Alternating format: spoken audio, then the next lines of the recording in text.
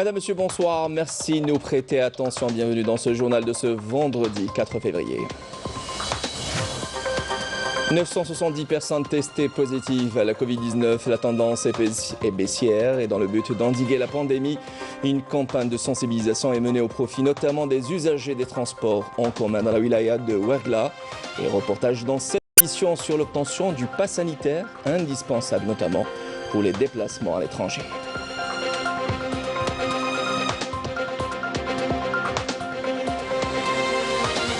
La cherté de l'aliment du bétail est l'un des facteurs qui poussent les éleveurs à abandonner la filière. Ce soir, nous irons à la rencontre de ceux qui continuent à exercer ce métier contre vents et marées à Yakuren, dans la wilaya de Tizi Ouzou.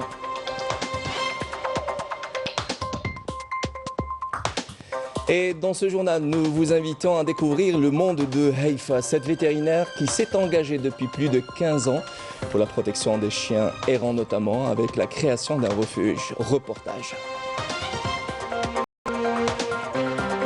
Et voilà à la fin de cette édition au cœur du Tassili Nadjer, dans la vallée majestueuse de l'Ehrir, une réserve qui abrite de nombreuses zones humides peuplées de milliers d'oiseaux migrateurs.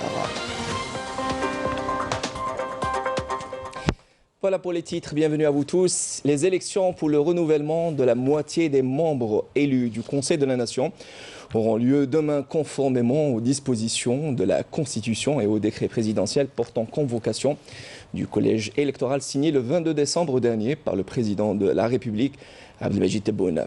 Le collège des électeurs composé des membres des APC et des APUI procédera à l'élection de 68 nouveaux membres du Conseil de la Nation parmi 475 candidats représentant 22 partis politiques et listes indépendantes et à travers 58 wilayas.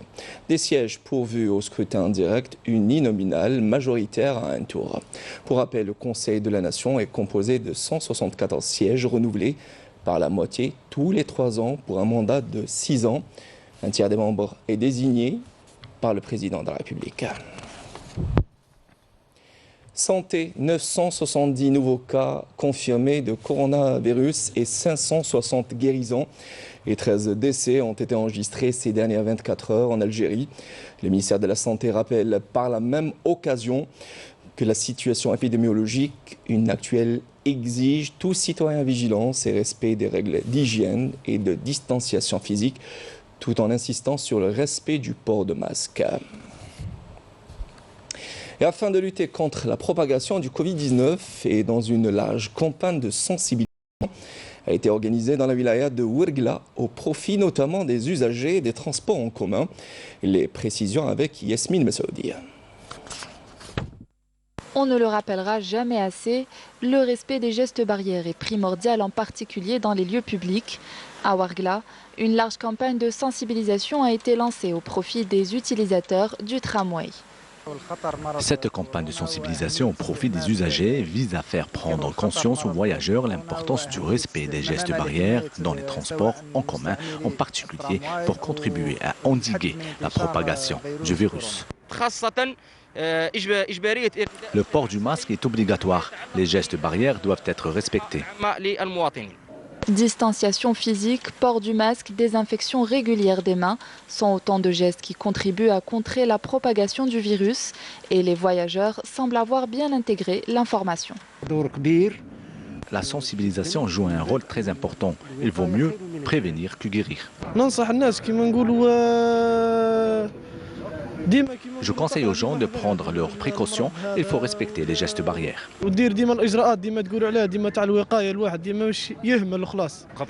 La transmission du virus est inévitable.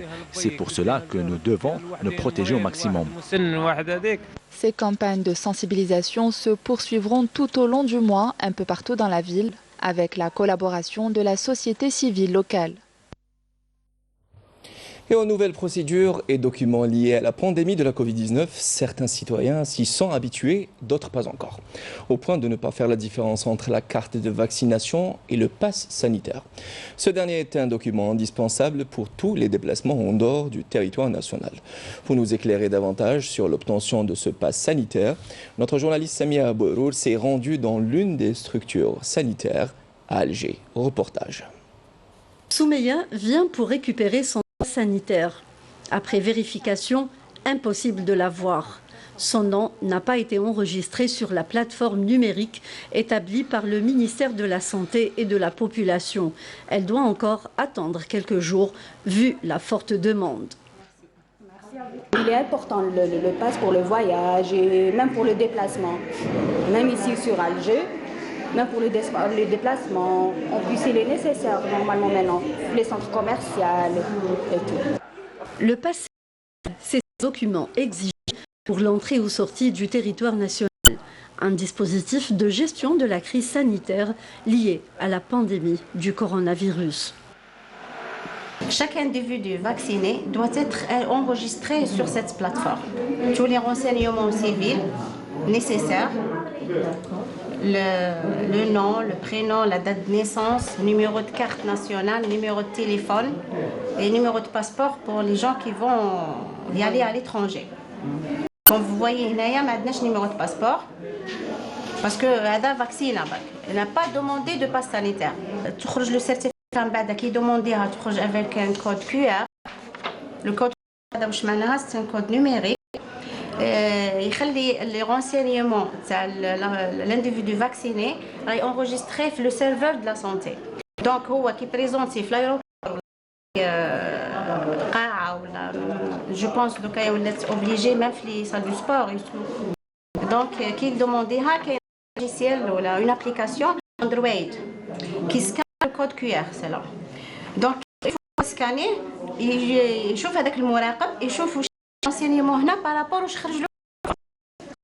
Après tout le processus de vaccination, le citoyen doit fournir quelques documents pour l'octroi du pass sanitaire qui est constitué du numéro du passeport, carte nationale, carte de vaccination et numéro de téléphone. Affluence et prise de citoyens d'après les spécialistes. D'ailleurs, la sensibilisation concernant la vaccination continue à se faire. Le cas de cette cellule à Bouzerreha. Il y a une différence entre le pass sanitaire ou la carte de vaccination.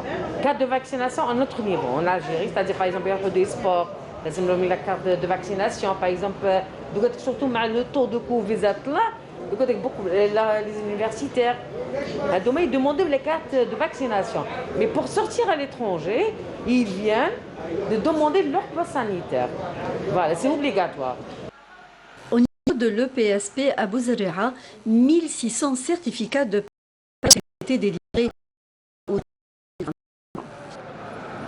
Et à Djelfa, les travaux de réalisation du centre de lutte anti-cancer avancent à un rythme accéléré pour assurer la réalisation de cette importante structure sanitaire dans les délais.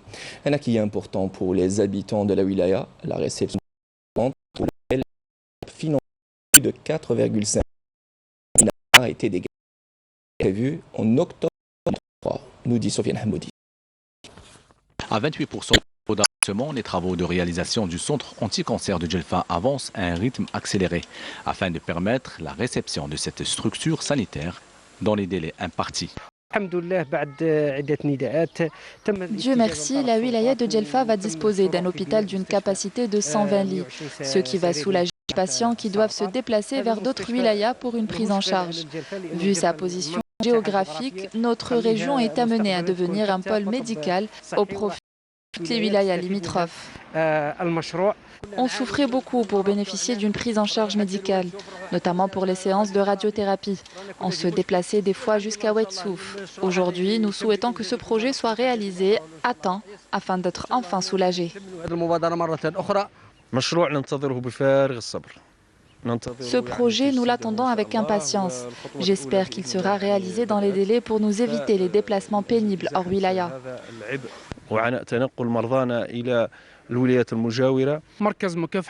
Ce centre anti-cancer est un acquis pour la wilaya de Djelfa, ce qui va éviter aux patients des déplacements vers l'hôpital de Blida. C'est vraiment un soulagement. La réception de cette structure sanitaire pour laquelle une enveloppe financière de plus de 4,5 milliards de dinars a été dégagée est prévue en octobre 2023. La réalisation du projet est assurée par l'entreprise Considère Construction. Nous suivons de près la réalisation de ce projet d'envergure qui sera conforme aux normes internationales. Tous nos efforts sont orientés vers la finalisation de ce projet dans les délais prévus. Le lancement des travaux s'est fait au mois d'octobre 2020 pour une durée initiale de 34 mois. Actuellement, il est à 28% de taux d'avancement avec 430 ouvriers, dont 75% de main-d'œuvre locale. Inscrit parmi les priorités du programme du gouvernement, ce projet s'étale sur une superficie de plus de 4 hectares. Les autorités locales de la wilaya aspirent à faire passer les capacités de ce projet de 120 à 240 lits pour en faire un pôle sanitaire par excellence. Et à la veille des travaux de la 40e session ordinaire du Conseil exécutif de l'Union africaine, à Addis Abeba, le ministre des Affaires étrangères de la communauté nationale à l'étranger, Ramtala Mamara, a tenu à Addis Abeba des réunions consultatives avec ses homologues angolais, kenyans, malgaches, nigérians, érythréens et burundais. Ces rencontres ont été à l'occasion d'exposer l'approche de l'Algérie dans le but de renforcer la paix et la stabilité en Afrique. En Algérie, surnommée la perle de la Méditerranée, Mostaganem, ville portuaire, dispose d'un important port considéré comme une vraie plateforme d'échanges commerciaux. Un port qui a considérablement augmenté ses capacités de stockage, de transport. Pour plus de précision, Yasmine Saoudi. Grâce à son emplacement stratégique, le port de Mostaganem s'est transformé ces dernières années en plateforme dynamique de commerce extérieur, aussi bien pour l'importation que pour l'exportation des produits sidérurgiques vers l'Europe, l'Afrique et même l'Amérique. C'est un centre névralgique dans la wilaya de Mostaganem et dans l'économie nationale, grâce notamment à l'activité d'exportation. L'entreprise portuaire de Mostaganem a exporté près de 885 000 tonnes de ronds à béton ainsi que les fils machines. Le rond à béton وكذلك les fils machines. En ce qui concerne le transport maritime, nous avons enregistré durant l'année 2021 303 navires commerciaux, avec une hausse de 4% en matière d'exportation. Dans la même année, le trajet maritime de voyageurs qui relie le port de Valence à celui de Mostaganem a été revu. Depuis la fin novembre 2021, nous avons effectué le transport de 6 099 voyageurs en 6 traversées. D'autre part, l'activité commerciale des conteneurs a reculé d'un tiers par rapport à 2020, conséquence directe de la baisse des importations. Dans le cadre de la relance du commerce des conteneurs, la société portuaire de Mostaganem a consacré 8 hectares, avec une capacité de réception et de stockage de 10 000 unités. L'entreprise compte y consacrer 7 autres hectares.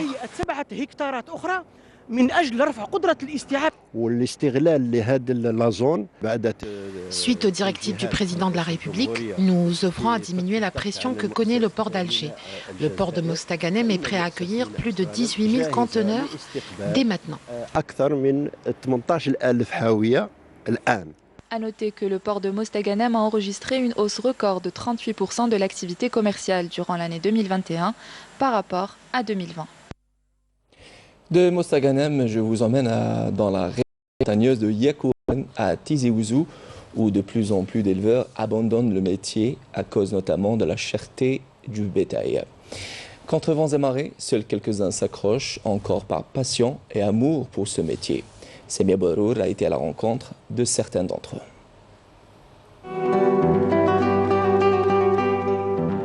Yekouren, cette magnifique région montagneuse de Tizi Ouzou, réputée autrefois pour l'élevage de bétail, commence à perdre sa vocation. Avec 186 éleveurs en 2014, aujourd'hui, il n'en reste qu'une soixantaine.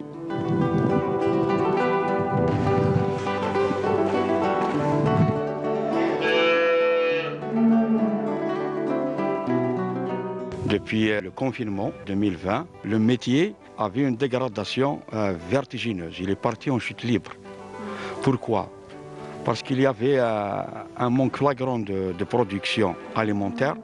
Donc il y avait le blocage au niveau des ports, qui est le maïs et le soja qui ne rentraient pas. Donc l'aliment a pris de la vitesse. Avant 2020, on payait un quintal d'aliment aux environs de 3600, 3500 dinars le quintal. Aujourd'hui, on atteint les 6000 dinars le quintal. Dans cette petite localité de Thel Arbia, seul l'Arbi s'accroche encore à son activité. La première idée, c'était en 2014. J'ai eu l'idée de me lancer dans l'élevage bovin. À ma première année, je ne connaissais pas le métier. La botte de foin a atteint les 1200 dinars. Et j'avais 5 génisses qui ne produisaient pas beaucoup de lait parce qu'ils sont des génisses. Ils étaient à leur première portée. Grâce à l'apport de ma femme, moi et ma femme, on a pu surmonter tous les obstacles qui se présentaient. Les éleveurs de cette région fuient cette activité à cause de plusieurs contraintes, notamment la cherté de l'aliment de bétail.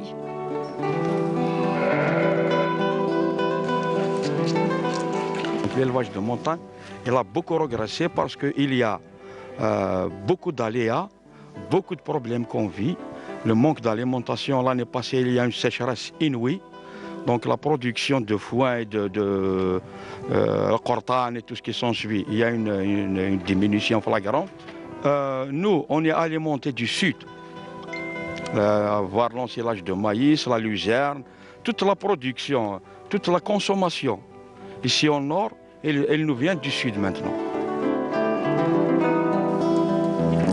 Kamel s'est spécialisé dans l'élevage caprin et la production du fromage de chèvre. Après 5 ans d'expérience, il a fini par abandonner. La chèvre, c'est pas comme une vache, parce qu'elle ne produit pas beaucoup de lait. Et le lait de chèvre, on n'a pas trouvé un prix raisonnable. Presque le même prix que la vache. Vous savez, la vache, elle produit 20 litres plus, mais la chèvre, elle ne peut pas produire que 3 litres, le maximum.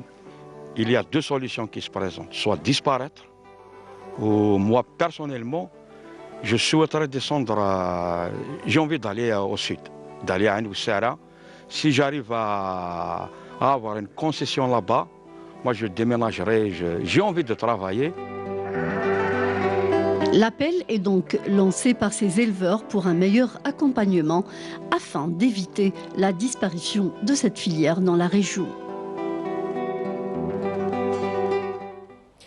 À l'étranger, le groupe de soutien de Genève pour la protection et la promotion des droits humains au Sahara occidental a appelé la haute commissaire des droits de l'homme de l'ONU à rendre publiques les violations et abus graves du droit humanitaire international dans les territoires sahraouis occupés. Le groupe se demande pourquoi le bureau n'a pas pu effectuer de visite dans la région pour la 6e année consécutive, relevant par là même que la répression des défenseurs des droits humains dans les territoires sahraouis occupés s'est dramatiquement accrue depuis la rupture du cessez-le-feu par le Maroc le 13 novembre 2020. Le groupe de Genève a dénoncé l'absence de réaction de la part du Haut Commissariat des droits de l'homme qui avait pourtant affirmé qu'il suivit la situation au Sahara occidental. Journée chargée, pas le temps de faire le ménage, le repassage ou encore les courses. Eh bien, l'application Naqaili vous propose un service sur mesure. Depuis chez vous, renseignez l'aide dont vous avez besoin et le tour est joué, nous dit Sofiane Hamoudi. Faire appel à des professionnels pour s'acquitter des tâches ménagères en un seul clic, c'est désormais possible grâce à Naqaili Dari, une application qui propose une multitude de solutions pour les corvées quotidiennes.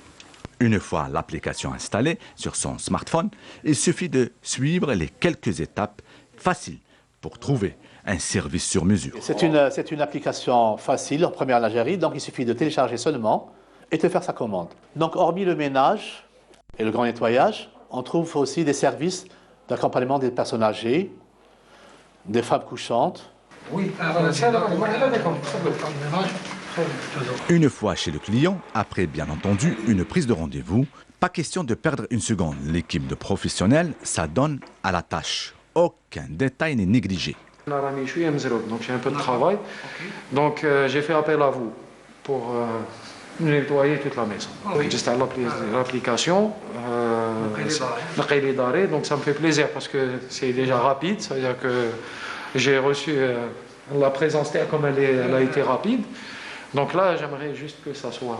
Depuis l'apparition du coronavirus, certaines sociétés de nettoyage ont dû s'adapter à cette conjoncture et diversifier leurs offres en proposant même une désinfection du domicile post-contamination. Et nous vous emmenons à présent à la découverte d'un refuge pour chiens errants géré par une association qui veille à la protection des animaux. Mrim Damis est allée à la rencontre de ces bénévoles. Reportage. Engagée dans la protection des chiens errants depuis près de 15 ans, Haïfa, vétérinaire de formation, a constitué son association avec comme principal objectif lutter contre la rage. C'est dans ce refuge de fortune, construit avec l'aide de donateurs et de bénévoles, qu'elle prend en charge plus de 100 chiens. Alors, le concept de notre association, en premier lieu, c'est de lutter contre la rage. D'une façon humaine, avec une stratégie qu'on utilise au niveau international, le TNR, trappe, on capture l'animal, on le stérilise, nature, et on return, c'est le relâcher. Bon, on ne peut pas le relâcher. J'ai connu le refuge il y a 3-4 ans à Agdak. C'était après la rencontre avec un chien déjà dans mon quartier et qui était perdu. En faisant des recherches à l'aide des refuges pour lui trouver un abri, j'ai trouvé Hada. Et quelques temps après, quand j'ai eu l'occasion, j'ai pu rejoindre ce refuge et devenir bénévole. Préparer à manger, vacciner et apporter une attention rigoureuse aux animaux, mais aussi leur donner l'affection dont ils ont besoin. Haïfa ne compte plus ses heures, son quotidien est réglé comme une horloge pour accomplir les nombreuses tâches de ce refuge qui abrite aussi des chiens malades ou encore handicapés. Alors venir ici directement, parfois je récupère un petit jeune qui m'aide. Bien ici, quand on rentre, ça crie parce qu'ils sont super contents. On attend qu'ils se calment une demi-heure. Après, on fait une inspection des lieux. S'il n'y a pas de chien malade ou il y a quelque chose qui ne va pas. Après cela, on leur prépare à manger. Si on a des stérilisations à faire, on a des stérilisations à faire. Si on doit acheter des médicaments, on doit acheter des médicaments. La préparation du repas peut prendre jusqu'à 4 heures, pour que vous le sachiez, parce que c'est des 6 sacs de macaroni. Donc on est venu pour voir qu'est-ce qu'il y a, qu'est-ce qu'ils font et de quoi ils ont besoin aussi pour soutenir leur cause. Parce qu'on trouve que c'est quand même vraiment très bien et noble de prendre soin de tous ces chiens. Et c'est fou de voir tous ces chiens, en plus de ça des chiens adultes, des chiens parfois malades ou handicapés ou traumatisés. Un refuge où le seul mot d'ordre est l'amour des animaux, mais cela est loin d'être suffisant. Haïfa lance donc un appel pour avoir de l'aide et un accompagnement afin de prendre soin de ces êtres sans défense pour lesquels elle consacre toute sa vie. Certains y ont répondu, les amoureux invétérés des animaux ne manquent jamais une occasion pour venir partager un moment agréable en compagnie de ces petits êtres vulnérables. Formidable, des actions bénévoles à saluer. Et au cœur des Nagères, dans la majestueuse vallée de l'Ehrir, une réserve biosphère constituée entre autres de nombreuses zones humides peuplées de milliers d'oiseaux migrateurs. Ces zones classées par l'UNESCO depuis 1986 représentent également un pôle touristique et surtout économique à condition de continuer à les préserver et les conserver. Nous dit Semer Hadjamar. Ikenouin, Assamak Samak, Tifertin, 3 grands lacs formés grâce aux pluies diluviennes saisonnières dans la région des Tassili Nadjer. Transformés par le temps en véritable écosystème riche et dynamique, abritant une multitude d'espèces d'oiseaux et d'oiseaux migrateurs.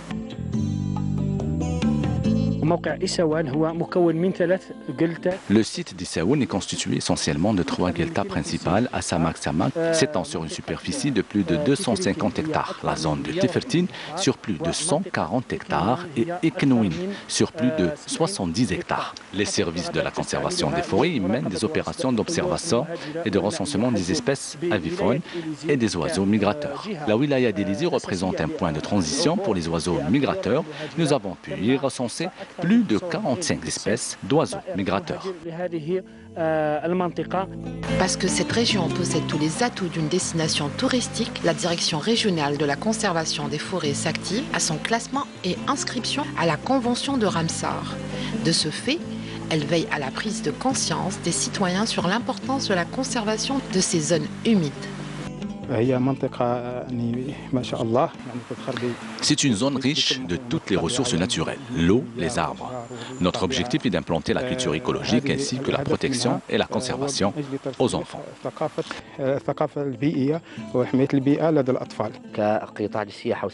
Nous encourageons ce genre d'initiative pour créer ce qu'on appelle le tourisme éco-responsable. Ceci permet aux agents de la protection civile d'intervenir facilement dans les bassins d'eau et les gueltas se trouvant à travers la wilaya. Nous avons été formés aux techniques de la plongée. Avec ses eaux calmes et la richesse de ses ressources naturelles, c'est la constitue par excellence un pôle touristique et écologique. Formidable. C'est la fin de ce journal. Madame, monsieur, merci de nous avoir prêté attention. Prochain rendez-vous avec l'information sur Canal Algérie, ça sera à la rédaction anglophone à minuit 30. Demain, c'est Nor Almas Moukadam qui vous retrouvera pour le midi. J'aurai le plaisir de vous retrouver pour le 19h. Ensuite, des programmes sur Canal Algérie. Au revoir.